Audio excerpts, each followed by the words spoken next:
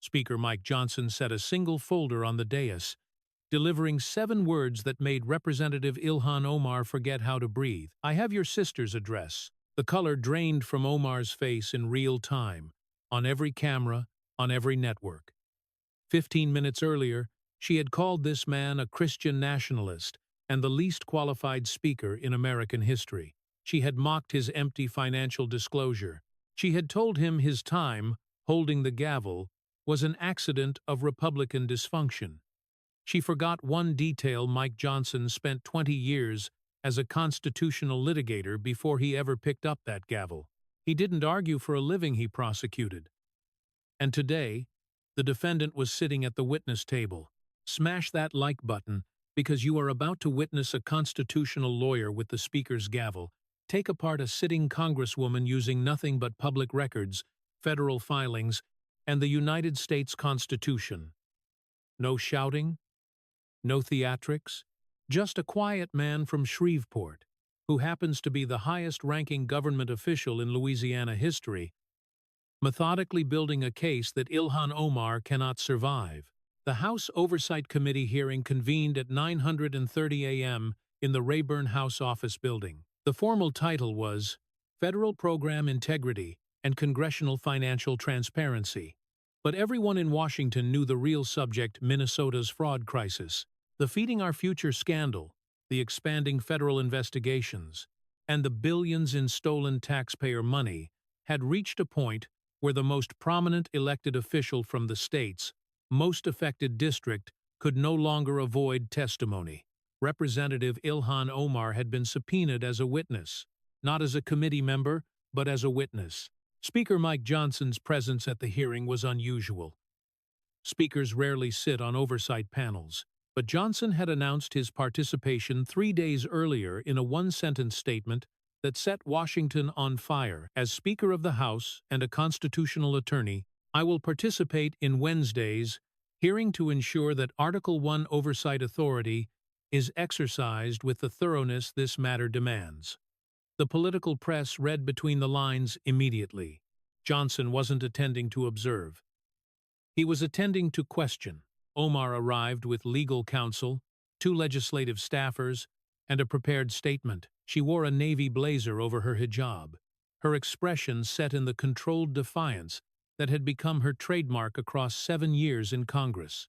She had survived Trump, the Foreign Affairs Committee removal, and the censure attempts. She survived because she understood something about Washington that most of her critics did not. If you control the narrative frame, you control the outcome. Her frame was always the same. Every attack is racist, every investigation is persecution, every question is Islamophobia. Johnson sat 3 seats from the center of the dais, a thin manila folder in front of him. No thick binder like Kennedy's legendary phone book, no stack of classified folders, just a single folder with colored tabs, a legal pad, a pen, and a pocket copy of the Constitution, the same edition he had carried in his breast pocket for 20 years of litigation. Chairman James Comer opened the proceedings and recognized the witnesses. Omar read her prepared statement: 12 minutes of controlled outrage about the weaponization of oversight against immigrant communities and the unconstitutional targeting of Muslim Americans. She cited her refugee story, her family's journey from Somalia, and her oath to serve Minnesota's 5th District. It was polished, practiced, and effective. Then Comer recognized the speaker. Johnson adjusted his microphone. He spoke the way he always spoke, measured mids, without the honeyed drawl of Kennedy or the sharp Appalachian edge of Vance. His voice was a courtroom voice, built for closing arguments, not campfire stories. Representative Omar, thank you for being here. I know this isn't comfortable. I want you to know that I intend to be fair, thorough, and respectful. I'm going to ask you questions based on documents, public documents, your own filings. I'm not going to ambush you. He paused. I'm going to give you every opportunity to explain. Omar's eyes narrowed. She recognized the cadence. She had spent enough time around lawyers to know that when one of them promises to be fair, the cross-examination is about to be devastating. But she had her own plan. Speaker Johnson, Omar said, leaning into the microphone before he could ask his first question. Before you begin, I want the American people to understand who is questioning me today. Johnson's pen stopped moving. He looked up. You are the Speaker of the House with no assets. Your financial disclosure reports nothing above $1,000. You are, by your own filings, the poorest speaker in modern American history. She let that settle. You worked for the Alliance Defending Freedom, an organization the Southern Poverty Law Center has designated as a hate group. You spent your career fighting against the civil rights of LGBTQ Americans. You were the architect of efforts to overturn the 2020 election. She straightened. You are a Christian nationalist, Mr. Speaker. And this hearing is your inquisition. The Democratic side of the dais murmured approval. A progressive reporter in the gallery typed furiously. Omar's staff exchanged satisfied glances. This was the script they had rehearsed. Johnson did not react. He wrote something on his legal pad. He waited a full 5 seconds after she finished. Then he spoke. Representative, you just brought up my financial disclosure. I appreciate that. Let's start there, because I think it's actually the perfect place to begin. He opened the folder to the first tab. You're correct. My financial disclosure shows no assets above $1,000. I'm the son of a Shreveport firefighter. My father, James Michael Johnson Sr., was critically burned in 1984 when a warehouse exploded. His partner died. My father survived, but he was permanently disabled. He never worked again. Johnson's voice didn't waver, but something in it deepened the particular gravity of a man who has told this story before and never gotten used to it. My mother raised 4 children on a firefighter's disability pension. I put myself through LSU, undergraduate and law school. I worked as a constitutional litigator for 20 years. I earned a lawyer's salary. My wife Kelly was a school teacher, then a pastoral counselor. We have 4 children. We live in Benton, Louisiana, a town of 2,000 people. He looked at Omar. You called me the poorest speaker in history. That's accurate. I don't own stocks. I don't own investment properties. I don't have a consulting firm. I don't have a winery. He paused. I don't have a venture capital company that went from $42 to $25 million in 12 months. The hearing room shifted. Since you brought up financial transparency, Representative, let's compare. He wrote 2 numbers on his legal pad, large enough for cameras to catch. Johnson $0, 20 years. Omar $700 to $30 million, 12 months. My household wealth has stayed roughly the same for 2 decades. Yours underwent what I can only describe as a financial miracle. He set the pen down. In constitutional law, we have a term for things that require explanation. We call them questions of material fact. Your finances, Representative, are a very large question of material fact. Omar's jaw tightened. My husband's business valuations reflect standard. I'll get to your husband's businesses, Johnson said, his tone unchanged. But I want to be precise about the timeline first, because precision matters in legal proceedings. And make no mistake, Representative, Article 1, Section 5 of the Constitution gives this body the authority to discipline its own members. This is a legal proceeding. He turned to the second tab. Let's talk about the E Street Group. Johnson produced an FEC filing summary, printed, tabbed, highlighted in yellow. Not for show, for accuracy. The E Street Group was a political consulting firm owned by Tim Minette. Mr. Minette is now your husband. But when your campaign began paying his company, he was married to another woman, Beth Minette. Johnson read from the filing. Between 2018 and 2020, your campaign paid the E Street Group approximately $2.9 million. That was 78% of E Street's total revenue. He looked up. 78%. Nearly 4 out of every $5 Mr. Minette's company earned came from you. Omar's counsel whispered something. Omar shook her head slightly. In April 2019, Beth Minette filed for divorce. In her filing, which is a public court document, she stated that her husband told her he was, and I'm quoting, romantically involved with and in love with another woman, Ilhan Omar. Johnson set the document down with care, the way a litigator places an exhibit before a jury.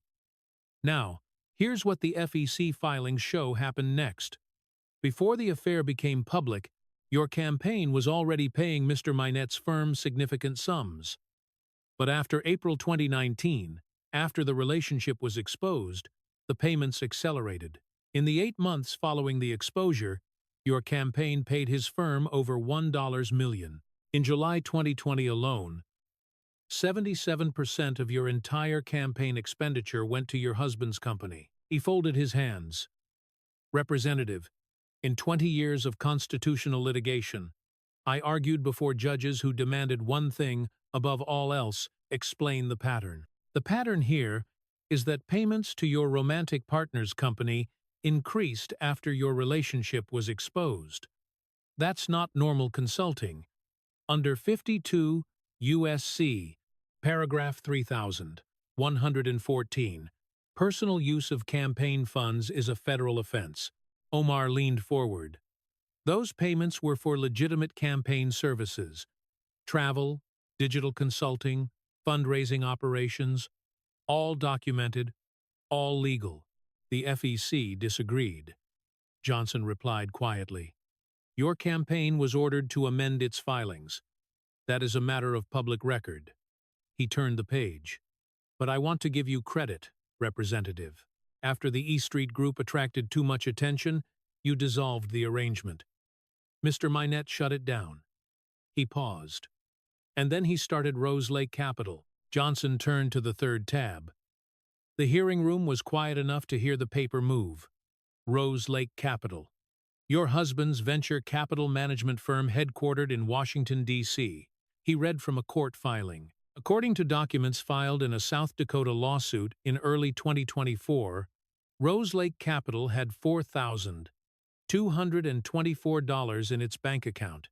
He wrote on his legal pad $4,224. Your 2023 Congressional Financial Disclosure, signed under penalty of perjury, valued your husband's combined businesses at approximately $51,000. Their bank accounts held $700. He wrote $700. 1 year later, your 2024 disclosure valued Rose Lake Capital alone at between $5 and $25 million. The winery escrow at $1 to $5 million. He wrote the final number and circled it, $42 to $25 million. Representative, I've practiced law for over 2 decades. I've reviewed hundreds of financial disclosures. I have never, not once, seen a growth rate of this magnitude in a legitimate business that doesn't produce a product, doesn't publicly disclose its clients, and doesn't identify its investors. Omar's fingers pressed against the table edge. My husband is one of several partners. The valuations reflect the full enterprise value, not our personal. Then your financial disclosure is misleading, Johnson interrupted gently, the way a cross-examiner returns to the question. Because the disclosure lists these as your household assets. You signed it under penalty of perjury. You told Business Insider in February 2025 that you were, and I'm quoting, not a millionaire. You called reports of your wealth right-wing disinformation and categorically false. He set the documents side by side. So which statement is true? The disclosure that says up to $30 million, or the public denial that says you're not a millionaire? Because both statements are on the record, both have your name on them, and they cannot both be accurate. Omar turned to the chairman. Mr. Chairman, I'd like to note that the scope of this hearing is federal program integrity, not my personal finances. Representative, Johnson said, the scope of this hearing is congressional financial transparency. It's in the title. And your finances are the most untransparent I've encountered in my time in Congress. Which brings me to a detail I find particularly concerning. He turned the page. The Treasury Department's Office of Foreign Assets Control, OFAC, froze certain funds associated with your husband's companies. For those watching at home who don't know what OFAC does, it enforces economic sanctions. It investigates terrorist financing. It traces money laundering across international borders. He looked at Omar directly. OFAC does not investigate California wineries, Representative. OFAC does not freeze the accounts of legitimate venture capital firms. The fact that your husband's financial activities attracted OFAC attention is not a political question. It is a national security question, and I would be failing in my constitutional duty if I didn't ask it. Omar's counsel was whispering urgently. Omar's hand moved to adjust her hijab, a motion the cameras caught, a motion she had made unconsciously that anyone who had watched her through years of hearings would recognize as her only tell. Mr. Chairman, Omar said, her voice rising for the first time. I am being subjected to a politically motivated— Johnson held up one finger. Not aggressively, the way a judge signals an attorney to pause. Representative, I want to acknowledge something before we continue. You are a refugee. You came to this country as a child. You survived a civil war. You built a life from nothing. That story is genuinely inspiring, and I mean that without reservation. His voice carried no sarcasm. But the Constitution doesn't have an exception clause for inspiring stories. Article 1, Section 5 gives this body the power to examine the conduct of its members, regardless of their background. Your story brought you here. Your conduct, your financial conduct, is what we're examining today. He opened the next tab. Now, let's talk about your sister. The words landed in the hearing room like a dropped gavel. Omar's posture changed, a stiffening in the shoulders, a tightening around the eyes that every trial lawyer in America recognized the look of someone who has just heard the question they prayed would never be asked. Johnson produced a set of business incorporation records. Minnesota Secretary of State filings, publicly available, highlighted in yellow. Your sister, Sarah Noor, founded a consulting company called Grit Partners. Her website states that she has secured more than $20 million in funding for health initiatives from the CDC, USAID, and the World Bank. He set the document down.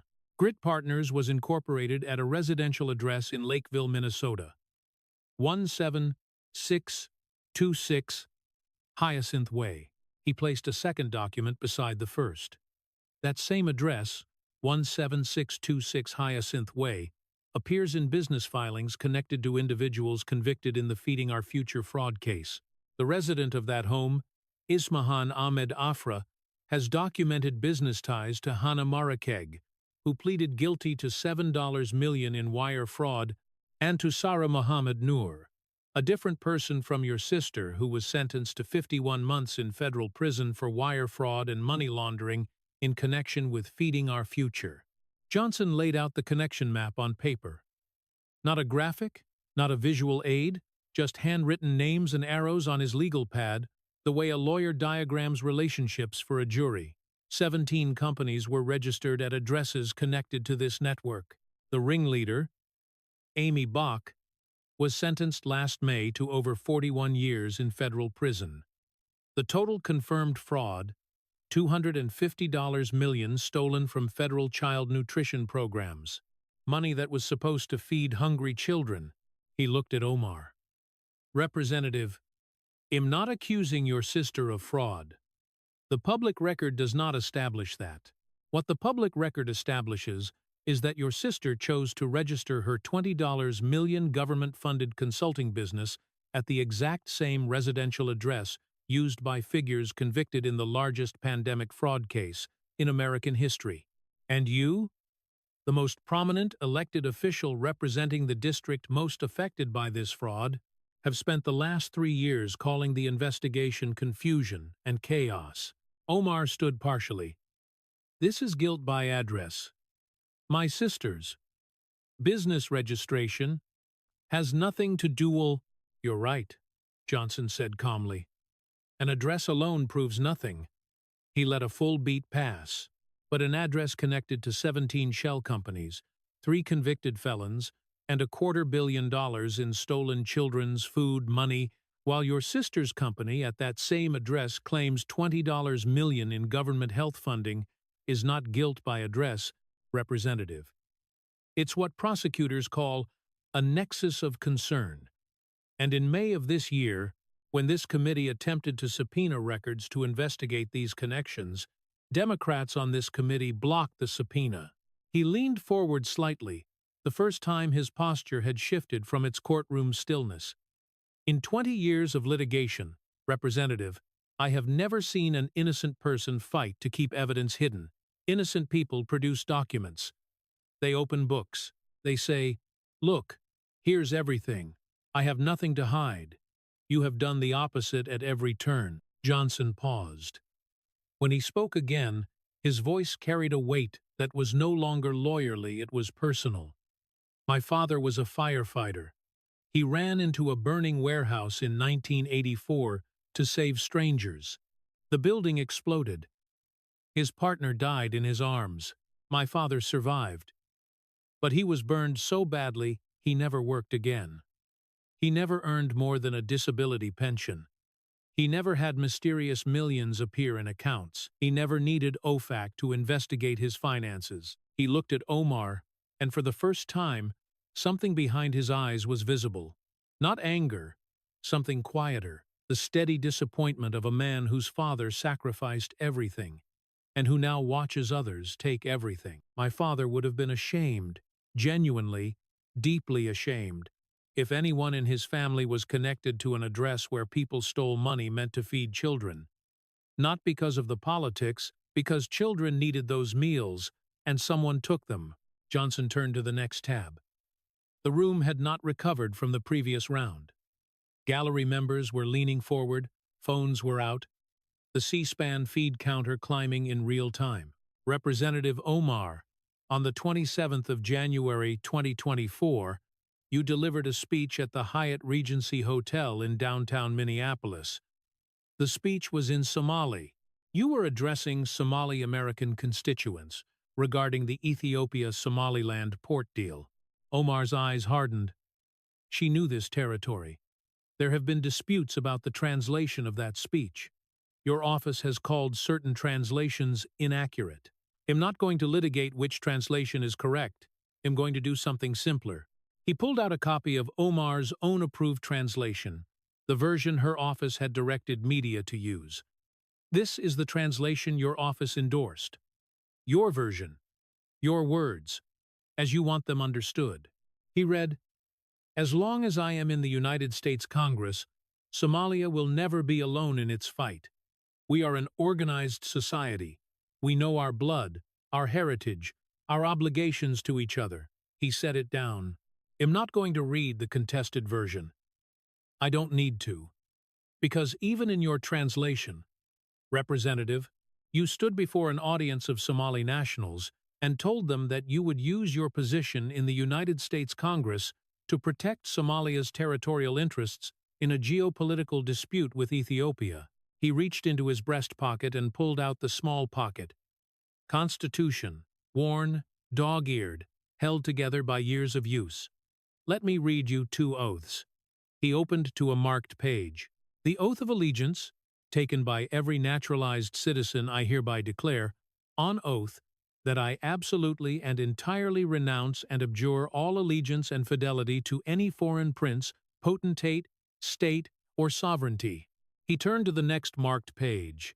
The Congressional oath I do solemnly swear that I will support and defend the Constitution of the United States against all enemies, foreign and domestic, and that I will bear true faith and allegiance to the same. He closed the book. You swore to renounce allegiance to foreign states. Then you promised a foreign audience you would protect a foreign nation's interests from inside our government. Those 2 statements are in direct constitutional conflict. Omar erupted. She was on her feet, one hand on the table, the other pointing at Johnson. This hearing is a sham. You are a Christian nationalist conducting an inquisition. This is what theocracy looks like in America. You sit there with your pocket constitution while you persecute a Muslim woman for caring about the country she was born in. Johnson waited. He did not raise his hand. He did not bang the gavel. He let her speak until she stopped, which took nearly a full minute. When the echo of her voice faded, the room was so quiet that the ventilation system was audible. Then he spoke, quietly, without standing. Representative, you just called me a Christian nationalist. I am a Christian. I've never hidden that. And I am a constitutionalist. I've never hidden that either. He folded his hands. But a Christian nationalist conducting an inquisition? An inquisition doesn't give you 15 minutes to attack the inquisitor before he asks a single question. An inquisition doesn't provide you legal counsel. An inquisition doesn't broadcast on C-SPAN for 330 million Americans to watch in real time. He picked up the Constitution. What I am conducting is a hearing under Article 1, with rules, with evidence, with documents you signed, with your own translations of your own speeches. The fact that you don't recognize due process when you're on the receiving end of it, Representative, that is the most troubling thing you've said today. Johnson rose from his chair. It was the first time he had stood during the hearing, changing the room's geometry entirely. He was tall, quiet, and deliberate. A man who had spent 2 decades delivering closing arguments and understood that the last 5 minutes were the only ones the jury remembered. Representative Omar, I've asked you about 5 subjects today. Your campaign payments to your boyfriend's company, your household's unexplained financial explosion, your sister's connection to the address of convicted federal fraudsters, your promise to protect a foreign nation from inside our government, and your response to every question, which has been to call the process racist, the speaker a nationalist, and the investigation a sham. He looked at the cameras, then back at Omar. I want to close with a constitutional observation, not a political one, a legal one. He held up the pocket Constitution. The framers understood something about human nature that we sometimes forget. They understood that power corrupts, that people who enter public service with good intentions can be seduced by the opportunity to enrich themselves, that oaths sworn before God and country can be broken when the price is right. That is why they wrote Article 1, Section 5. Not as a weapon, as a safeguard. The power to discipline members of this body exists because the framers knew they knew in 1787 that someday a member of Congress would need to answer questions they didn't want to answer. He counted on his fingers. You swore to serve your constituents. The evidence suggests you served your family's finances, $3 million to your boyfriend's company, an unexplained $30 million fortune, a husband whose accounts attracted the attention of an agency that investigates terrorist financing. You swore to uphold the law. The FEC ordered your filings amended. Your tax filing history includes documented irregularities. Your financial disclosures contradict your public statements. You swore to renounce allegiance to foreign states.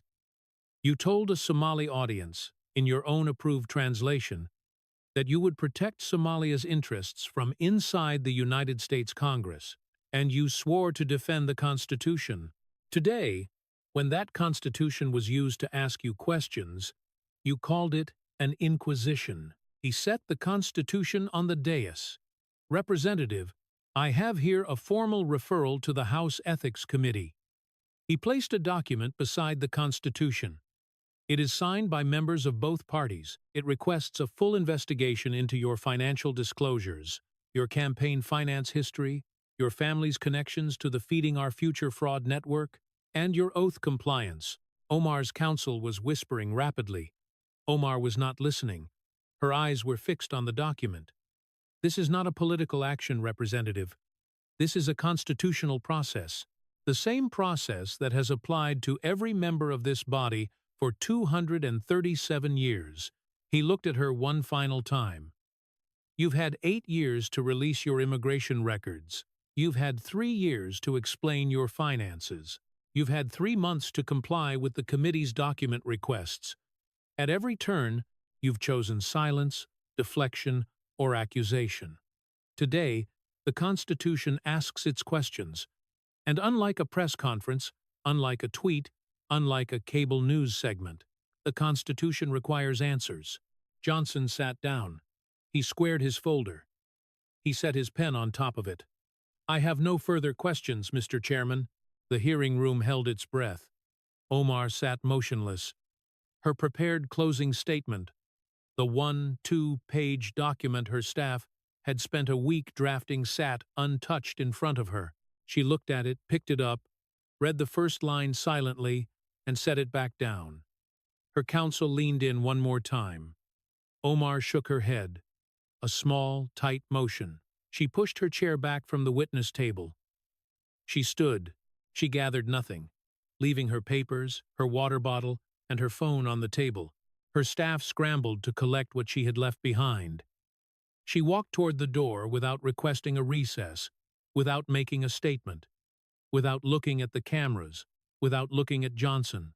She walked the way a person walks out of a courtroom after a verdict, mechanically, eyes forward, processing something too large to absorb in the moment. No one stopped her. No one asked a question. The reporters in the gallery were too stunned to shout. They had seen Omar fight through everything: Trump's rallies, the foreign affairs removal, the censure attempts. They had never seen her leave a room in silence. Chairman Comer looked at the empty witness chair, then at Johnson. Johnson met his eyes and nodded once. Comer gave the gavel a tap. The committee will stand in recess. Johnson closed his folder, placed the pocket Constitution back in his breast pocket, and began organizing his notes with the unhurried precision of a man who had just finished a case he had spent a lifetime preparing. The footage moved faster than anyone predicted. The I Have Your Sister's address clip hit 60 million views in its first 36 hours. Legal analysts on every network, even the ones that wished they didn't have to, called it the most disciplined congressional cross-examination in modern history. CNN's Jake Tapper, in a segment that clearly caused him discomfort, noted that Johnson relied exclusively on public records, FEC filings, and Omar's own approved translations. There was nothing to fact-check because he cited his sources in real time. The comparison to Kennedy's folksy demolitions and Vance's personal counterattack was immediate and clarifying. Kennedy had destroyed with stories. Vance had destroyed with reciprocity. Johnson had destroyed with the law itself, statutes, constitutional text, documented evidence. No metaphors, no parables, no anecdotes about beagles or frogs. Just a 20-year litigator executing a closing argument on national television. Constitutional KO trended for 5 days. Sister's address became shorthand for any scandal where family proximity to fraud was too precise to be coincidental. The oath, the simplest hashtag, became the most powerful, shared by veterans, naturalized citizens, and constitutional law professors who used Johnson's dual oath reading as a teaching tool. Omar's response followed the pattern her office had established across 7 years of crisis management, a written statement calling the hearing a coordinated attack on a black Muslim refugee and pledging to continue fighting for Minnesota families. The statement did not address the E Street Group payments. It did not explain the Rose Lake capital growth. It did not clarify the Hyacinth Way address. It did not respond to the constitutional analysis of her Somalia speech. It addressed nothing. It explained nothing. It answered nothing. And this time, the nothing was noticed. The political fallout exceeded anything Omar's allies had modeled. Within 10 days, her district approval rating dropped 11 points, the steepest decline of her career. Among voters over 50, it dropped 19. 3 moderate Democratic House members, all from competitive districts, issued a joint statement calling on Omar to cooperate fully and transparently with all ongoing investigations. Nancy Pelosi asked at a press conference, delivered a response that seasoned Washington observers recognized as a political death sentence wrapped in silk. All members of Congress should be prepared to explain their public service and their financial disclosures. That's not partisan. That's accountability. The squad's response was notable for its temperature. Rashida Tlaib called the hearing Islamophobic theater. Alexandria Ocasio-Cortez posted a single sentence of solidarity. Standing with my colleague Ilhan Omar, and notably did not mention finances, the sister, the address, or the constitutional analysis. Ayanna Pressley issued a statement about attacks on women of color. The solidarity was rote, the enthusiasm was gone. The institutional machinery accelerated. The House Ethics Committee formally opened an investigation into Omar's financial disclosures, citing the Johnson referral. The DOJ investigation into her immigration history, which had simmered for years, received what a Justice Department source described as renewed emphasis at the leadership level. The House Oversight Committee reissued its subpoena for Tim Mynette's Rose Lake Capitol records with a revised vote count this time. 4 Democrats who had previously voted to block the subpoena switched sides. The subpoena passed. OFAC expanded its review. The FEC reopened its examination of E Street Group payment patterns. The Minnesota Legislative Committee investigating the Feeding Our Future scandal issued a formal request for Sarah Noor's Grit Partners financial records. Omar's speaking fees, which had commanded $15,000 to $20,000 per event, saw 3 cancellations within a week. A progressive PAC restructured a fall fundraiser to feature a different speaker. 2 universities postponed scheduled appearances.